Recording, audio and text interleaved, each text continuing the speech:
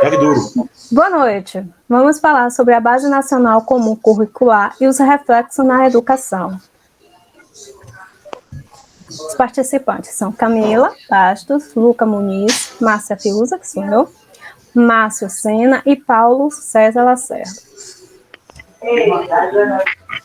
Vamos falar sobre a educação no Brasil, o que é a Base Nacional Comum Curricular, tanto nas escolas particulares e nas escolas públicas. Considerações finais.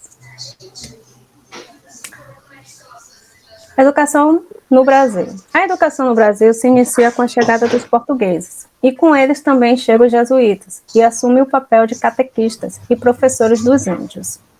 Mas foi em 1549 que a educação formal teve início com a chegada do padre Manuel de Nóbrega.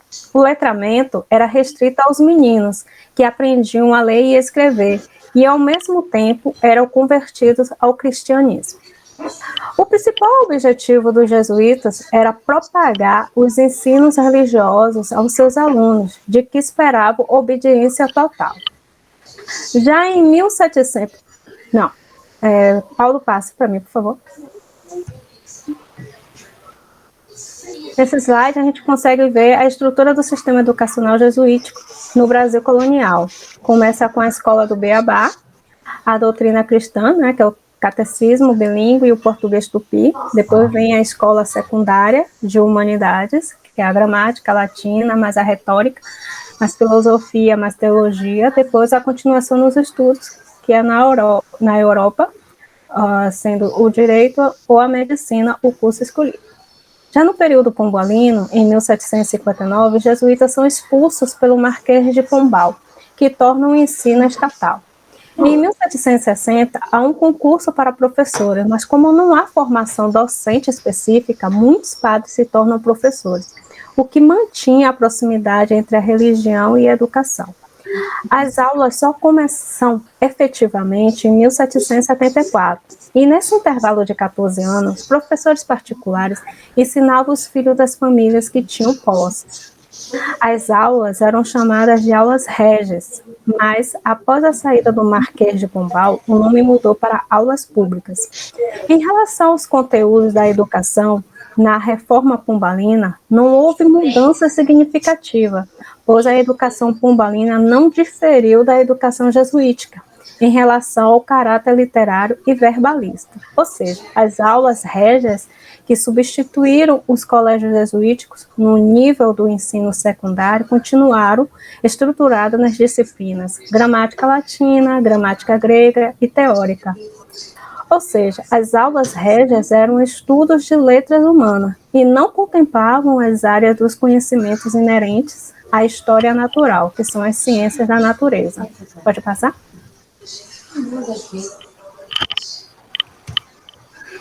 Pode passar. Essa é a estrutura do sistema educacional gerada pelas reformas pombalinas. Você vê que não houve muita diferença da jesuítica, que é a escola do Beabá, a doutrina cristã, o catecismo, a escola secundária de humanidades, a gramática latina, mas a retórica, a filosofia, a teologia, e a continuação nos estudos na Europa. Chegamos ao período imperial. A vinda da família real e mais adiante a independência, em 1822, fizeram com que o ensino superior tivesse uma atenção maior em relação aos outros níveis de ensino, evidenciando o caráter classista da educação, ficando a classe pobre relegada a segundo plano, enquanto a classe dominante expandia cada vez mais seus privilégios. A primeira Constituição brasileira, criada em 1824, garantia apenas em seu artigo 179 a instrução primária e gratuita a todos os cidadãos. No ano de 1827, uma lei determinou a criação de escolas de primeiras letras em todos os lugares exibidos, além de escolas para meninas, que essas nunca concretizadas anteriormente. Em 1837, é criado o Colégio Dom Pedro II, no Rio de Janeiro, com a procura de se tornar modelo de ensino para o nível secundário. Ao final do Império, o mesmo não conseguiu alcançar alcançar o objetivo nacional de 1884 e a Constituição de 1891 descentralizaram o ensino, mas não ofereceram condições às províncias de criar uma rede organizada de escolas, o que acabou contribuindo para o descaso com o ensino público e para que ele ficasse nas mãos da iniciativa privada, acentuando ainda mais o caráter classista e acadêmico, gerando assim um sistema dual de ensino, de um lado uma educação voltada para a formação da elite, com os cursos secundários e superiores, e de outro um ensino primário e proposta precária.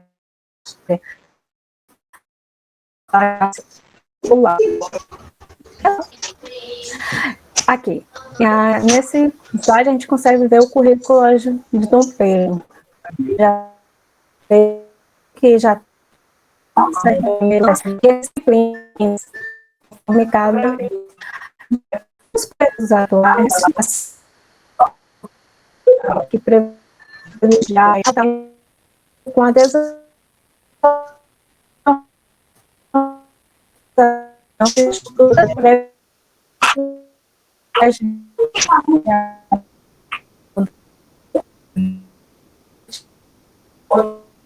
ela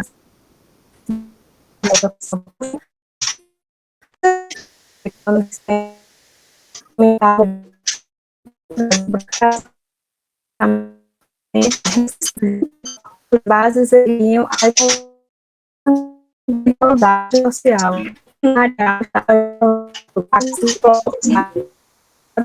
a segunda classe dominante, mas é a Constituição da República de 1890, a descentralização do ensino acabou construindo um sistema educacional pouco democrático, que privilegiava o ensino secundário e superior, em detrimento da expansão de ensino primário, que deve ser reservado aos estados. Porém, neste período, não existiu uma rede de escolas públicas organizada, respeitável. As poucas que existiam nas cidades eram destinadas a algumas pequenas escolas rurais, funcionando em condições precárias, e os professores não tinham qualquer formação profissional. Depois da Revolução de 30, o Estado Novo, o regime ditatorial, a educação brasileira passou por grandes modificações, mas foi em 1989 que foi promulgada uma nova Constituição que destacava gratuidade do ensino público em estabelecimentos oficiais, ensino fundamental obrigatório e gratuito, atendimento em creche e pré-escola às crianças de 0 a 6 anos, valorização dos profissionais de ensino com planos de carreira para o magistério público. Mas com base nessa nova Constituição que foi criada a Lei de Diretrizes e Bases da Educação, a Lei número 9.394, que é esta lei que dá suporte de qualidade e assegura a formação integral do indivíduo e a sua inserção consciente, crítica e cidadã na sociedade. Leis e projetos que visam sanar a deficiência da educação brasileira não faltam. Falta apenas efetivar, que de fato minimize a distância entre o texto legal e o real. Sabemos que o processo é lento, mas enquanto elas não proporcionam mudanças, escolas públicas continuarão apresentando sucateamento e as condições de ensino e aprendizagem decadentes. Pode mudar? Então, aqui nós temos o currículo das escolas atuais.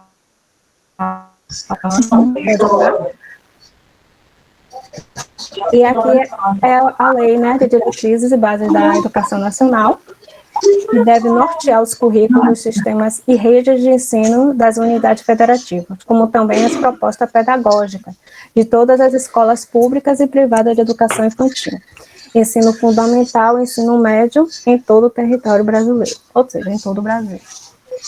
Pode continuar.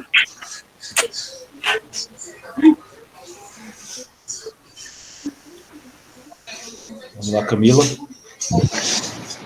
Então, a Base Nacional Comum Curricular ela tem por objetivo orientar a educação no Brasil, e visto que a educação é a peça-chave do desenvolvimento do país. A BNCC, como também é chamada, define o conjunto de aprendizagens essenciais que todos os alunos têm direito à educação.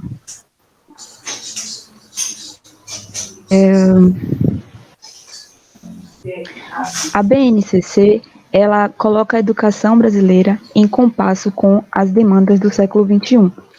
E, recapitulando rapidamente o que Márcia falou, embora ela tenha sido implementada em 2017, ela já vem desde 1988 com a Constituição, que dizia que a educação estava a serviço do pleno desenvolvimento da pessoa no seu preparo para o exercício da cidadania e qualificação para o trabalho.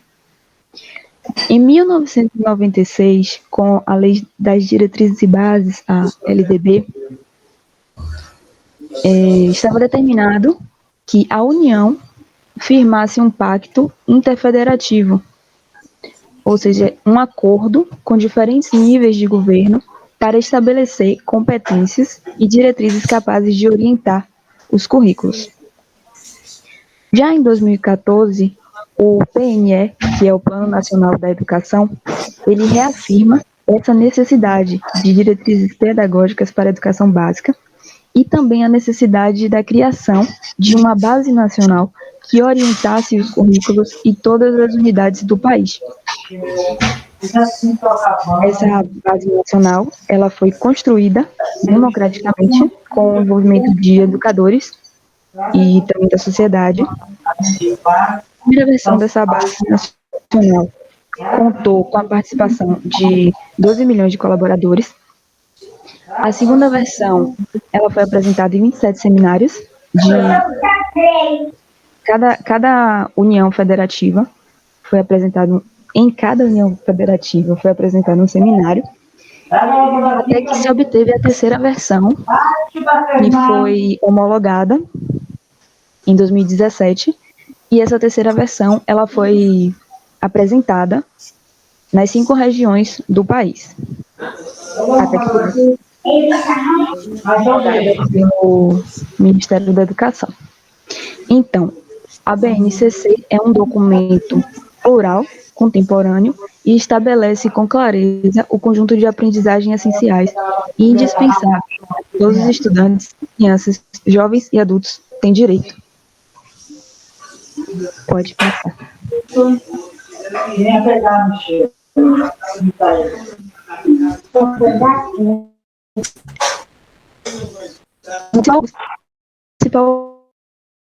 principal é da qualidade da educação no país, um patamar de aprendizagem e desenvolvimento. Sim, instituições escolares públicas e particulares passam a ter uma referência nacional obrigatória para que a elaboração ou a adequação de seus currículos e propostas pedagógicas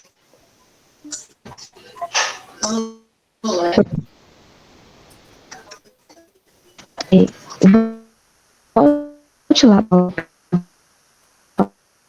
coisa que tal como curricular é um documento normativo. Ele define os conjuntos de aprendizagens essenciais que todos os alunos devem desenvolver ao longo das etapas e modalidades da educação básica. Então, ele abrange tanto a educação infantil como a educação fundamental e o ensino médio.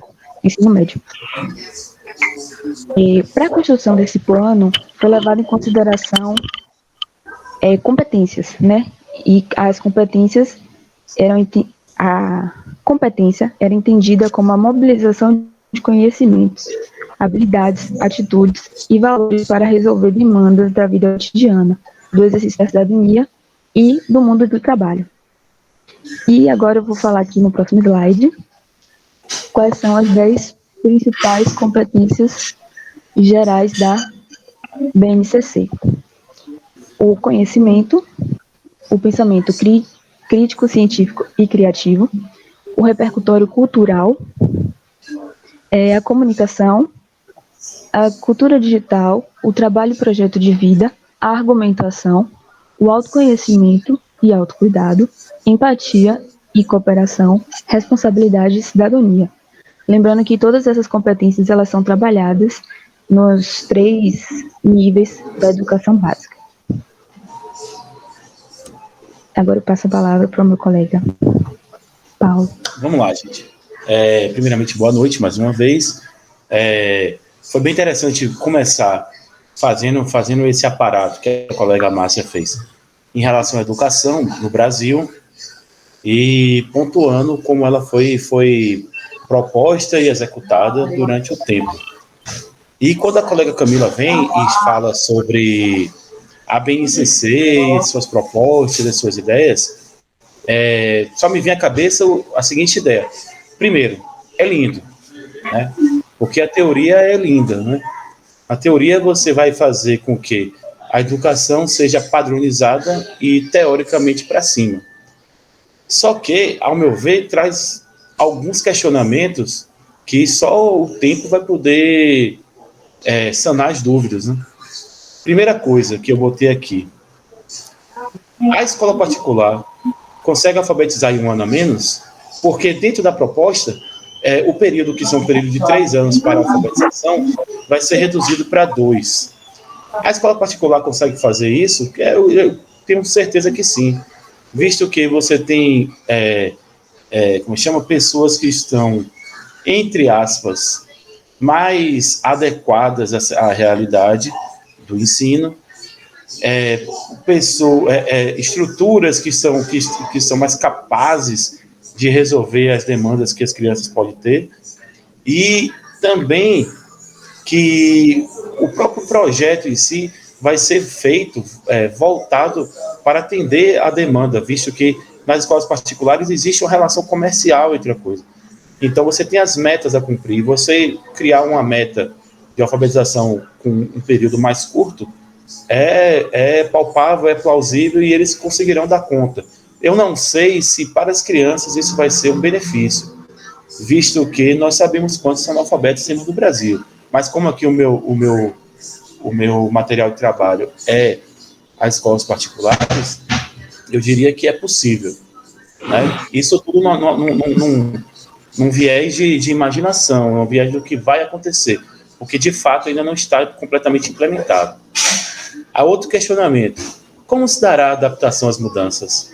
Eu, com a pesquisa rápida na internet, eu vi várias empresas que se propõem a implementar essas mudanças nas escolas particulares, o que mostra completamente uma relação mercadológica naquilo, que tem uma tendência de se adequar às necessidades que o mercado vai impor. Na minha opinião, causa um certo desconforto, visto que a educação, ela não, ao meu ver, não deve ser vista como como é que eu posso dizer? Como um produto. Ela tem que ser vista como uma inserção social. Ela tem uma necessidade muito maior do que simplesmente atender às expectativas de qualquer que seja a norma ou etc e tal que possa ser feita. A gente aprende muito mais não só por exposição, mas por aproximação da nossa realidade. Bom, aí é outro questionamento que eu fiz. A escolha dos itinerários será com necessidade do aluno ou para atender a demanda do mercado? Porque você tem dentro da BNCC uma orientação do que é básico. E aí você tem uma demanda grande de português e matemática, e você tem uma certa possibilidade e flexibilidade de escolher os itinerários, escolher as matérias que você vai aprender mais ou menos. Aí eu me pergunto, isso vai atender de verdade as demandas que o Brasil tem?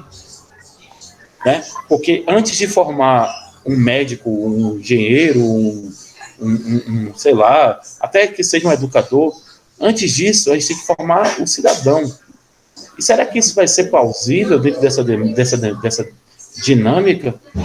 Porque pense, se as grandes universidades e o mercado em si pedir que você tenha que ter uma boa noção de física, de química, e tenha muito menos noção de história, geografia, será que isso vai tornar o cidadão mais pertencente literalmente à sociedade?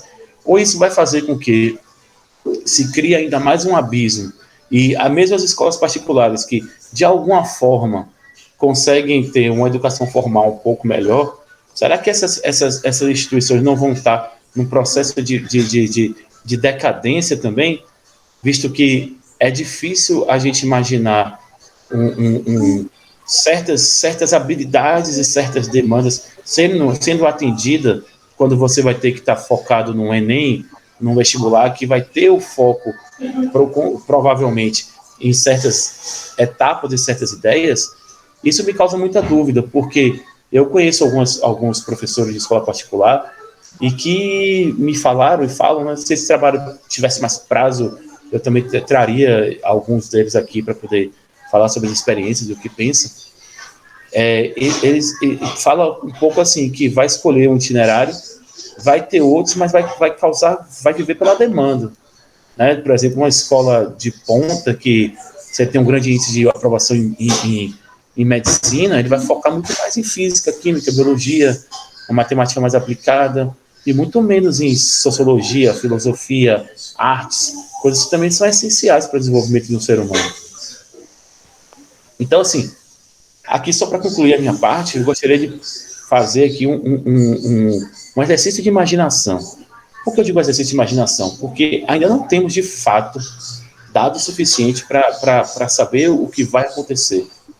Mas, dentro da minha vivência, da minha visão crítica do assunto, eu acho que a BNCC ela vai causar muito mais um abismo entre os mundos. Quando eu digo os mundos, eu digo o mundo das escolas particulares e, mais especificamente, as escolas particulares de ponta e o mundo das escolas públicas, vai causar um abismo tão grande que talvez seja irreversível, visto que como é que vai se dar a organização dos alunos em uma escola pública dentro das instituições, quanto do governo vai estar envolvido nisso, quanto do processo vai ser ditado, né, por regras governamentais, etc. Visto que a educação sempre foi, e é uma margem de manobra. Né? A gente pode concordar ou não com a política do momento, isso aí é um direito de cada um. Mas ela sempre foi usada como uma questão, né, atender as demandas do governo. Então, será que vai realmente atender? E acredito que não. Acredito que o abismo vai se tornar cada vez maior. E isso me causa muita aflição, né, visto que nós entraremos no mercado em poucos anos e estaremos completamente inseridos nessa nova realidade. E eu não sei, de verdade, se estaremos prontos para as mudanças que estão por vir. Agora eu vou passar a palavra para o meu colega Márcio. Vamos lá, boa noite. Vou falar aqui sobre a BNCC, né, nas escolas públicas, e fazer uma reflexão, né, sobre a reforma, né, Base Nacional Comum Curricular, como vivência, né, de aluno de uma escola pública, né, e através de leituras, né, que eu fiz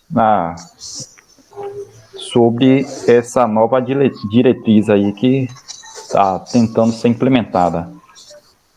Então, a BNCC, né, ela traz como objetivo o nivelamento de ensino das escolas públicas com as escolas privadas, pois ela tem como finalidade padronizar o ensino que vai da alfabetização ao ensino médio. Né? As consequências surgirão, ao meu ver, de médio a longo prazo, tanto para os alunos da escola pública como da particular, pois vai gerar um padrão, provavelmente, né, é o que se espera de nivelamento e ranqueamento, né, como um exemplo para o Exame Nacional, né, do Ensino Médio, o Enem.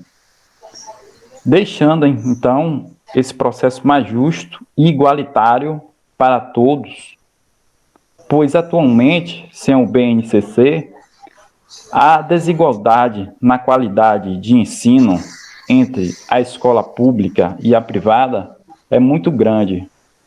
Por quê? Na escola privada existem recursos financeiros que nem se comparam com a existente na escola pública. Em questão de estrutura, laboratório, livros, dinâmica das aulas, empenho do professor. Os alunos, por sua vez, são mais cobrados e, entretanto, na escola pública não tem isso. Tem alunos que só vão para a escola pública por causa da merenda. Eles não vão estudar, não é? Não tem estrutura escolar. Então, eu vejo essa reforma, né, do BNCC como um meio, né, de nivelar, né, e padronizar o ensino e que dê mais oportunidade, né, a todos, né, de cursarem galgar um nível a mais na sua vida. Vou passar agora a palavra para o meu colega Muniz. Opa, só concluindo mesmo. Então é isso, né? É possível observar a curto prazo, só pegando a fala de Márcio, né, que a longo prazo a meio e longo prazo, a BNCC vai tentar promover um processo de igualdade entre as escolas públicas e privadas. Só que pegando o curto prazo, né, e principalmente o nosso contexto brasileiro, nosso contexto histórico e atual, é possível observar que a Base Nacional Comum Curricular é algo que exige uma adaptação das instituições de ensino para os novos parâmetros educacionais e principalmente agora nesse período, né, nesse período da década de 2010 e especialmente pós-2016, que certos atos governamentais intensificaram as ações de retração de certos direitos sociais e no mesmo período com a última reforma do ensino médio foi possível destacar que a proposta curricular na BNCC aprofundou divergências entre o ensino público e privado.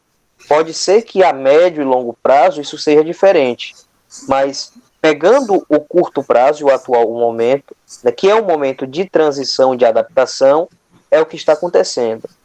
Como negativa da BNCC, é um documento que possui uma complexidade. E além dessa complexidade, acaba promovendo uma desigualdade entre as disciplinas. E isso desalinha, né, com as evidências mais contemporâneas a respeito de como as pessoas aprendem, de como funciona o aprendizado. Né, além de ser um pouco fraca quanto à educação infantil e insuficiente na promoção de uma revolução necessária da educação, que é o objetivo, né, o tão chamado objetivo da BNCC. Além disso, a abordagem da alfabetização, muito embora, né, tenha avançado muito, e isso é um ponto positivo, contém alguns erros conceituais. E esses erros conceituais, a depender, né, do que esteja sendo analisado, pode ser considerado grave. Fora isso, o documento possui algumas omissões.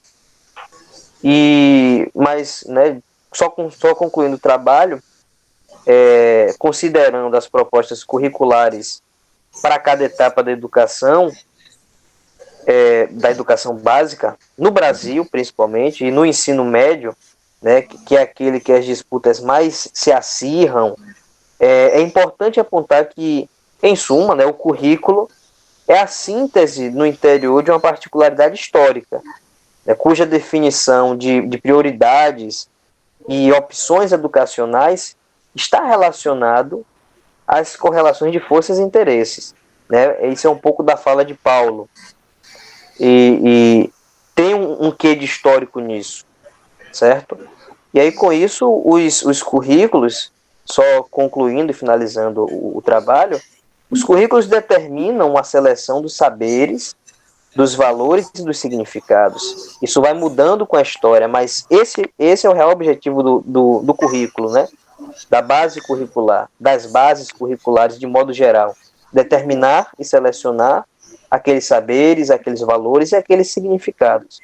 E aí dizendo, se são considerados relevantes no processo de construção do conhecimento e principalmente do conhecimento social, certo? E aí é isso. Passe aí, Paulo, por gentileza. Aqui são as referências usadas no trabalho. Passe aí, Paulo. E esse foi o nosso trabalho. Fim, muito obrigado.